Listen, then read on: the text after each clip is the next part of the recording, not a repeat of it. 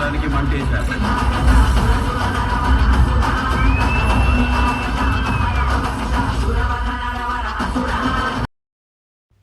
Hi friends, అందరూ ఎలా ఉన్నారు? నేనైతే చాలా చాలా బాగున్నాను.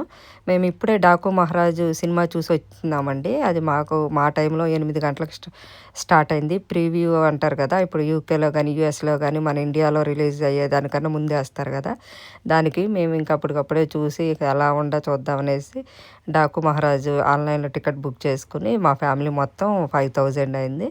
మేము ఆ సినిమాకి వెళ్ళామన్నమాట.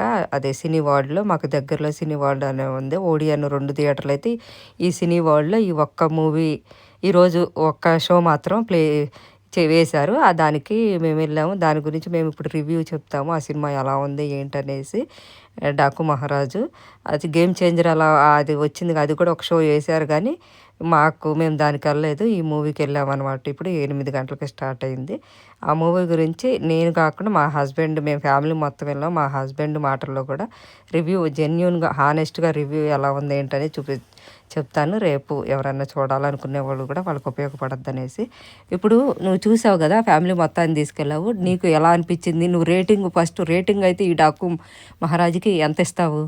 నేను ఎక్కువగా సాంగ్లు డ్యాన్స్లు ఫేవరెట్ కాదు, నేను స్టోరీ ఇష్టపడేవాడిని. స్టోరీకి మాత్రం 4/5 ఇస్తాను. డైరెక్టర్ బాబీకి 4/5, మ్యూజిక్ డైరెక్టర్ తమన్కి 4/5. ఇదే నా మూవీ మొత్తం రేటింగ్.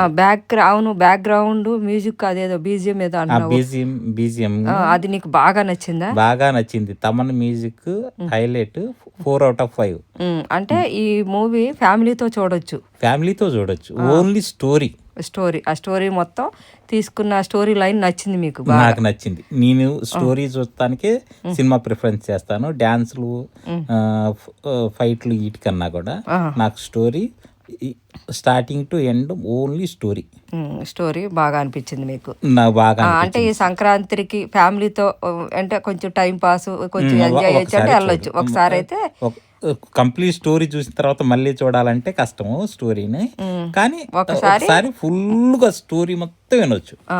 మనీ వర్తే వెళ్ళటం వల్ల మనీ అసలు గిట్టుబాటు కాకుండా ఏముండదు. సినిమా అయితే 5 రేటింగ్ కి 4 అయితే రేటింగ్.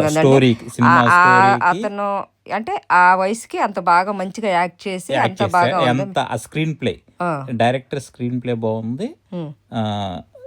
మొత్తం స్టోరీ కూడా అంతా నీట్ గా తీశారు, అంత వల్గర్ గా లేకుండా నీట్ గా.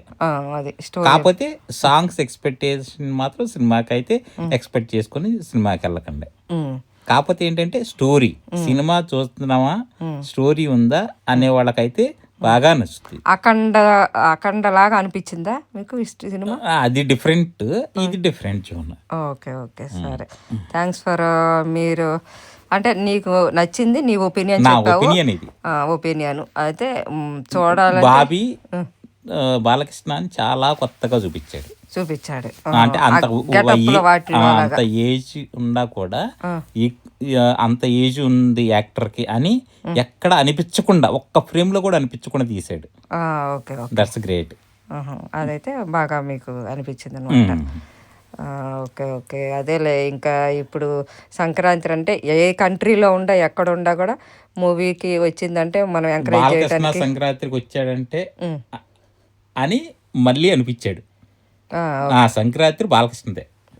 ఓకే నాకు అనిపించింది మళ్ళీ సంక్రాంతి కొట్టేసాడు బాలకృష్ణ. ఓకే అంటే పెట్టిన డబ్బులు అయితే వాళ్ళకి కంపల్సరీగా వస్తాయి, వచ్చేస్తాయి. Okay, thanks for watching. అందరికి కూడా చాలా బాగుంది. మీరు అందరూ కూడా చూడండి తప్పకుండా. ఫ్యామిలీతో వెళ్ళి సంక్రాంతికి ఎంజాయ్ చేయండి. అలాగే ముందుగా అందరికి కూడా సంక్రాంతి శుభాకాంక్షలు. అలా